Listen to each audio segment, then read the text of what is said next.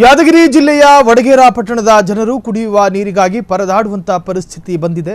ಪಟ್ಟಣದ 1ನೇ ವಾರ್ಡ್ನಲ್ಲಿ ಜನರಿಗೆ ನೀರಿನ ಸಮಸ್ಯೆ ಎದುರಾಗಿದೆ. ಜನ ದಿನನಿತ್ಯ ಕುಡಿಯುವ ನೀರಿಗಾಗಿ ಟ್ಯಾಂಕರ್ಗಳ ಮೊರೆ ಹೋಗಿದ್ದಾರೆ. ಪ್ರತಿದಿನ ಖಾಸಗಿ ಟ್ಯಾಂಕರ್ಗೆ ಹಣ ಖರ್ಚು ಮಾಡಿ ಸಾರ್ವಜನಿಕರು ಬೇಸತ್ತಿದ್ದಾರೆ. ಇಷ್ಟೆಲ್ಲ ಅವಾಂತರವಾದರೂ ಸಹ ಅಧಿಕಾರಿಗಳು ಮಾತ್ರ ದಿವ್ಯ ನಿರ್ಲಕ್ಷ್ಯ ವಹಿಸಿದ್ದಾರೆ. ಕೂಡಲೇ ಅಧಿಕಾರಿಗಳು ನೀರಿನ ಸಮಸ್ಯೆ ಇರುವ ಸ್ಥಳಕ್ಕೆ ಭೇಟಿ ನೀಡಿ ಪರಿಹಾರ ಒದಗಿಸುವಂತೆ ವಡಗೇರ ಪಟ್ಟಣದ ಸಾರ್ವಜನಿಕರು ಒತ್ತಾಯಿಸಿದ್ದಾರೆ.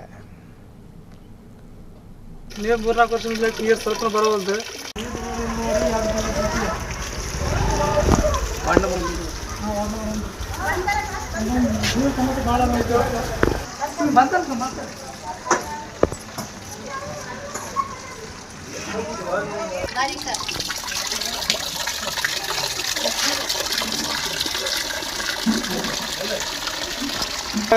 ತಾಲೂಕು ಪಂಚಾಯತಿಗೆ ಪಿಡಿಒಗೆ ಎಲ್ಲ ಹೇಳಿ ಸಾಕಾಗದ.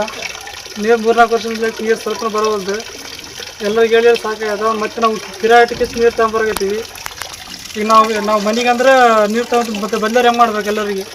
ಅದಕ್ಕಂತ ಎಲ್ಲರಿಗೆ ನೀರು ಕೊಡೋಗ್ತೀವಿ. ನಾವು ಹಂಗೆ ನಮ್ಮ ನೀರಿನ ಸಮಸ್ಯೆ ಭಾಳ ಅದ. ನಾವು ಇದಕ್ಕೆಲ್ಲ ನಮ್ಮ ತಾಲೂಕು ಪಂಚಾಯತಿಗೆ ಹೇಳಿದ್ರೆ ಸಾಕಾಯ್ತು ರೀ. ಪಿಡಿಒ ಹೇಳಿದ್ರಿ, ಪಿಡಿಒಗೆ ಲೆಟ್ರನ್ನ ಕೊಟ್ಟಿವ್ರಿ. ಅವರು ಕಿವಿಗೆ ಹಾಕೊಳ್ರಿ ಏನು ರೀ. ನಮ್ಮ ಒಂದು ವಾರಕ್ಕೆ 2 ಟ್ಯಾಂಕರ್ ನೀರು ಬೇಕು. ಒಂದು ಟ್ಯಾಂಕರ್ 1000 ರೂಪಾಯಿ ಅಂದರೆ ಒಂದು ವಾರಕ್ಕೆ 2 ಟ್ಯಾಂಕರ್ ನೀರು ಎಷ್ಟೊಂದು ಕೊಡ್ಬೇಕು ರೊಕ್ಕ ರೈತರು. ಅದು ನೀರಿನ ಸಮಸ್ಯೆ ಭಾಳ ಆಗಿದೆ ಅಂತ ನಿಮ್ಮಲ್ಲಿ ಹೇಳಿ.